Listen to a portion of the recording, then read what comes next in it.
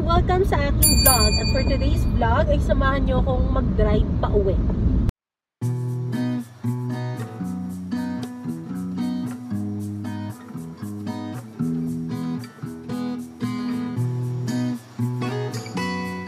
So yun mga pamangkin, wala namang masyadong fancy sa vlog na to. Since nagda-drive lang naman ako while it's raining very hard. Galing ako ngayon sa sales meeting namin, sa team meeting actually. Kaso yung mga ka-team ko ay hindi sila nakapunta. So ako lang yung nag-iisang representative. So nirepresent ko lang naman yung mga updates sa quotation ko, kung ano ba yung mga status ng mga account sa akin, ng mga projects, ganyan. Ayun, nag-team meeting lang naman kami. Update ko lang naman yung status ng mga quotations ko, ng status ng mga accounts, ganyan. Sinabi ko lang naman, ganyan. Hopefully sana ma-submit ko lahat ng mga requirements sa mga bidding, gano'n. Sana. Wish nyo ako, guys. Wish me luck na ma-accomplish ko lahat, ganyan. Kamusta naman ako? Ayun, kahit papano relate na ako, diba?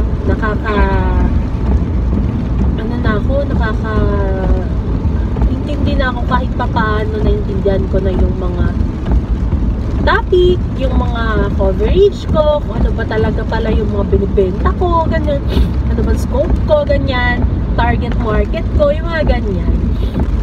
So ayun nga pala guys, regarding dun sa injury ko, no, yung pilay ko, ayun, pilay pa din ang ating mong girl, kumikirot, nilalaban, kasi kailangan natin magtrabaho ayoko namang umabsent kasi sayang naman yung isang araw ko, diba? Absent lang ako, ayoko umabsent, pinipilit ko talaga na pumasok, ganyan, alam nyo na. Kasi mostly naman ng mga vlog ko, impromptu, diba? Yung biglaan na lang na mag-vlog ako dyan. Mostly gano'n yung mga vlog ko, hindi talaga siya planado. And kung may planado man ako, yung mga, siguro ilan pa ba yung mga planado kong vlog? Yung pinakauna kong vlog, yung pinlano ko yun, pero hindi ko maintindihan paano ba nagaganon yan, patawarin nyo na ako. Tapos yung mga iba kong vlog, yan, mga impromptu na yan, patawarin nyo na ulit ako.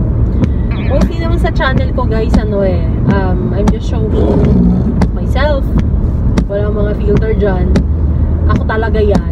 Ano yung ugali ko dyan, yan ako. Pero syempre hindi naman lahat nakikita nyo. Syempre may mga bagay na pinipilit ko itago pa rin sa sarili ko. Mga bagay na kahit pa paano tinatago ko pa din. Ganyan, diba? Masasabi ko ba na okay na ba ako ngayon? Settled na ba ako? Sa ngayon hindi ko pa masasagot yan since 2 months pa lang naman ako sa company.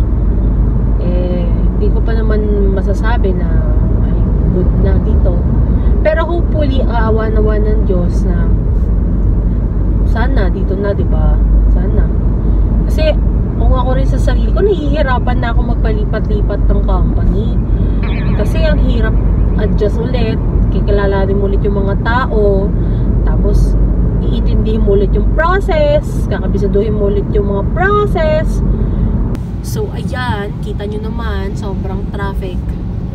And binabaybay ko ngayon yung sukat, pabikutan to. Dito talaga yung sobrang traffic Ang lala lala. Ayun. So ayun mga pamangkin, summarize ko lang kung ano ba yung nangyari ngayong araw na ito. So pumunta ako sa office, tapos pauwi na ako ngayon. So nagdadrive ako pauwi, ayan. And ang nangyari lang naman is nag-meeting kami with the team. Kaso yung team ko hindi nga sila nakapunta, so ako lang yung representative sa team namin, no? So mga pamangkin, ayun, ano pa bang mga ginawa ko? Nag-present ng mga updates dun sa quotation, sa mga accounts, ano na bang progress, ganyan. may mga updates ba, nanalo ba, processing ba, ganyan, ganun yung mga sinabi ko. Alam niyo mga pamangkin, sa totoo lang, nahihiya ako kasi sa quota ko, sabihin natin na sa 1% pa lang ako nang nabebenta ko sa quota ko. Ang baba talaga. Less than 1% pa nga eh. Ganun, sobrang nahiya ako. And syempre, ang expected sa akin is makabenta. Alam naman natin yan. Gusto nating lahat makabenta. And sana eh, magbunga na ang ating pagbebenta. So ayan, salamat sa pagsama sa akin sa video na to. More videos to come. Paki-like and paki-subscribe na rin ng aking YouTube channel. And see you sa mga next ko pang video. Bye-bye mga pamangkin!